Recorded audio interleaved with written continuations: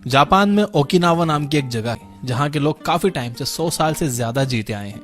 हमारे यहाँ बहुत कम लोग हैं जो 100 की एज को क्रॉस कर पाते हैं, लेकिन इस जगह पर बहुत कम लोग हैं जो नेचुरल कॉजेज की वजह से 100 साल से पहले मर जाते हैं। इनफैक्ट आपको यहाँ पर 80 साल की उम्र के लोग खेतों में मेहनत करते हुए मिल जाएंगे। इकिगाई नाम के बुक में कुछ राइटर्स ने इस कल्चर को एक्सप्लोर किया और ये देखा कि आखिर ये लोग ऐसा क्या कर रहे हैं जो कि ये लंबे टाइम तक जी पाते हैं। इन्हें ज्यादा बीमारी नहीं होती और ये ओल्ड एज में भी काफी फिट और एक्टिव रहते हैं। वैसे तो इस बुक में हेल्थ के काफी सारे एस्पेक्ट्स को एक्सप्लोर किया गया है, जैसे yoga, physical activity and work life culture. लेकिन इस वीडियो में हम स्पेसिफिकली देखेंगे इस कल्चर में लोगों के खाने से रिलेटेड हैबिट्स क्या हैं। हम देखेंगे कि यहाँ के लोग किस तरह से अपने खाने को खाते हैं जिससे ना सिर्फ ये लंबा जीते हैं बल्कि इन्हें बीमारियां भी कम होती हैं और ये बूढ़ी उम्र में भी खेतों में काम कर पाते हैं। सबसे पहले आपको ये समझना होगा कि खाना आपकी बॉडी में पचता कैसे एंड आपकी बॉडी में खाना सच में पच रहा है या सड़ रहा है। खाने का डाइजेशन हमारे मुंह में ही स्टार्ट हो जाता है। हमारे मुंह में प्रोड्यूस होने वाला सलाइवा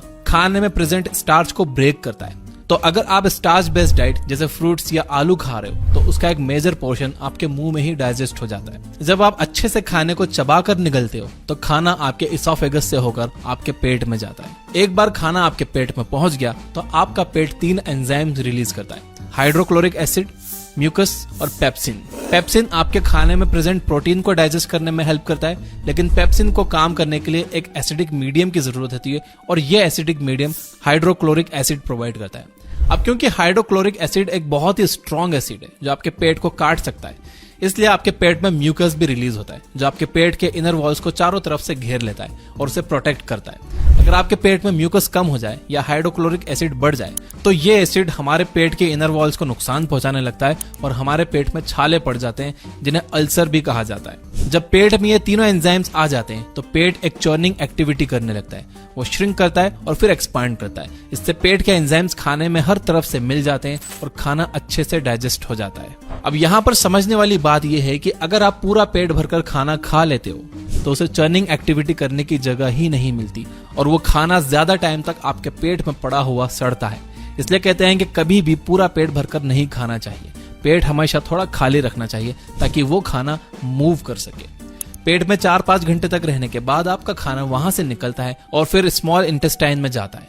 यहाँ उसकी मुलाकात बाइल जूस से होती है जो कि आपके लीवर में प्रोड्यूस होता है। बाइल जूस आपके खाने में प्रेजेंट फैट को डाइजेस्ट करता है। इसके अलावा यहाँ पर आपके खाने में कुछ पैनक्रियाटिक और इंटेस्टाइनल जूसेस भी मिक्स होते हैं जो प्रोटीन को और डाइजेस्ट करने का काम करते हैं। इंटेस्टाइन्स में पेरिस्टोलिसिस मूवमेंट होता है जिसके हेल्प से खाना आगे की तरफ मूव करता है। इसीलिए फिजिकल एक्टिविटी बहुत जरूरी है। जब आप फिजिकल एक्टिविटीज करते हो तो इंटेस्टाइन्स के लिए पेरिस्टोलिसिस मूवमेंट और आसान हो जाता है। रास्ते में आपके स्मॉल इंटेस्टाइन्स की वॉल आपके खाने से न्यूट्रिएंट्स को अब्सॉर्ब करके उसे आपके ब्लड सेल्स तक पहुंचा देती है। जो खाना सही से डाइजेस्ट नहीं हो पाता वो बाकी के वेस्ट मटेरियल के साथ आपके लार्ज इंटेस्टाइन में चला जाता है और वहां से बाहर निकल जाता है। अब जब आप डाइजेशन के प्रोसेस को अच्छे से समझ गए हो तो आइए देखते हैं कि आप किस तरह से अपने ईटिंग हैबिट्स को इंप्रूव कर सकते हो। और ये वीडियो का सबसे इंपॉर्टेंट पार्ट है, ध्यान से सुनना। Number 1, chew your food well.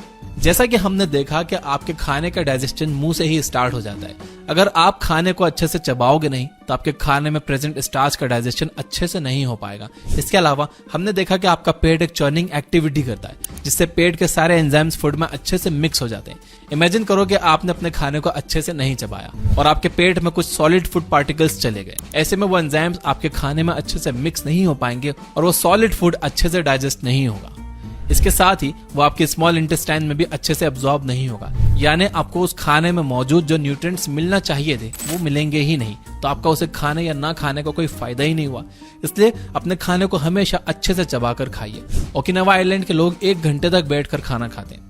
Ayurveda के अकॉर्डिंग आपको अपने खाने को कम से कम 32 बार अच्छे से चबाना चाहिए ताकि सारे सॉलिड पार्टिकल्स ब्रेक हो जाएं और उसमें सलाइवा अच्छे से मिक्स हो जाए। यानी एक तरह से आपको अपना खाना खाना नहीं चाहिए बल्कि पीना चाहिए। आपको अपना खाना इतना चबाना चाहिए कि वो आपके मुंह में ही एक लिक्विड बन जाए। नंबर 2, डोंट ओवर ईट।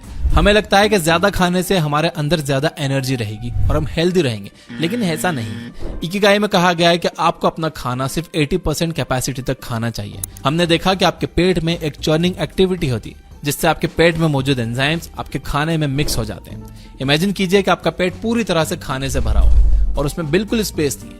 ऐसे में आपके पेट को चर्न करने में प्रॉब्लम होगी, उसमें एंजाइम्स अच्छे से मिक्स नहीं हो पाएंगे एंड आपका खाना पचेगा नहीं बल्कि सड़ेगा। एंड जब खाना सड़ता है तो हमें एसिडिटी होती है, मुंह से बदबू आने लगती है, इसलिए आप कभी भी पूरा पेट भरकर मत खाओ। Number 3, don't drink water after eating food. अगर आपने बचपन में रसना पिया है तो आपको पता होगा कि उसमें एक लिमिट तक पानी डालते हैं। अगर आप उसमें बहुत ज्यादा पानी डाल दोगे तो उसका टेस्ट फीका हो जाएगा। पानी हर चीज को डाइल्यूट कर देता है और उसे कम इफेक्टिव बना देता है। दूध में पानी मिलने से वो पतला हो जाता है और एसिड में पानी मिलने से वो कम इफेक्टिव हो जाता है। जैसा कि हमने देखा कि हमारे पेट में काफी सारे एंजाइम्स रिलीज होते हैं, तो जब हम खाने के ठीक बाद पानी पी लेते हैं तो हमारे ये सारे एंजाइम्स डाइल्यूट हो जाते हैं, उनका असर कम हो जाता है, जिससे हमारा खाना सही से डाइजेस्ट ही नहीं होता। आयुर्वेद में बताया गया है कि खाने के बाद हमारे पेट में जठर अग्नि जलती, जिससे खाना पचता है। अब अगर आप पानी पी लोगे तो वो अग्नि तो बुझ जाएगी, फिर खाना पचेगा नहीं, सड़ेगा। इसलिए खाने से कम आधे घंटे बाद तक आप पानी मत पीजिए। Number 4, do some form of physical activity. Okinawa के लोग लंबे टाइम तक फिट रहने के लिए काम नहीं करते, वो लोग काम करते हैं इसलिए वो लंबे टाइम तक फिट रहते हैं। वहां के लोग आज भी अपने डेली काम को करने के लिए टेक्नोलॉजी का यूज नहीं करते, वो अपने हाथ से काम करना पसंद करते हैं।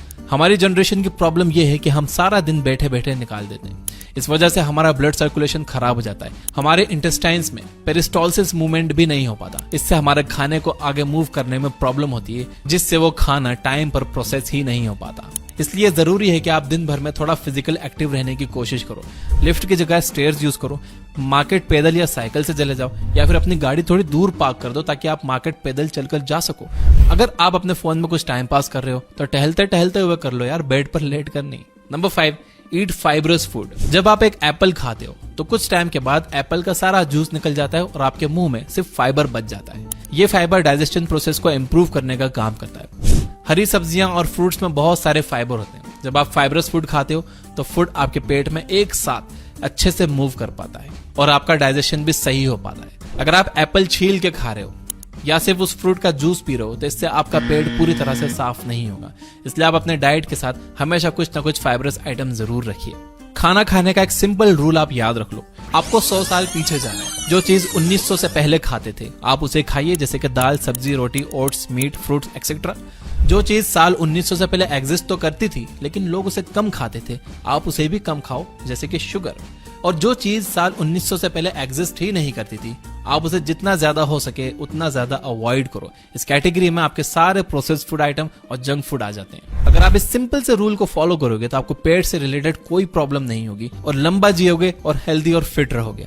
तो इसी बात पे मेरे साथ अफर्म करिए यस आई विल कमेंट में लिखकर। और ये वीडियो अगर हेल्पफुल लगा हो तो इसे शेयर भी करिए सबके साथ। और अगर आप इस वीडियो को अभी तक देख रहे हो तो इसे लाइक जरूर करिए ताकि मुझे पता चल जाए कि कितने लोगों ने लास्ट तक ये वीडियो देखी।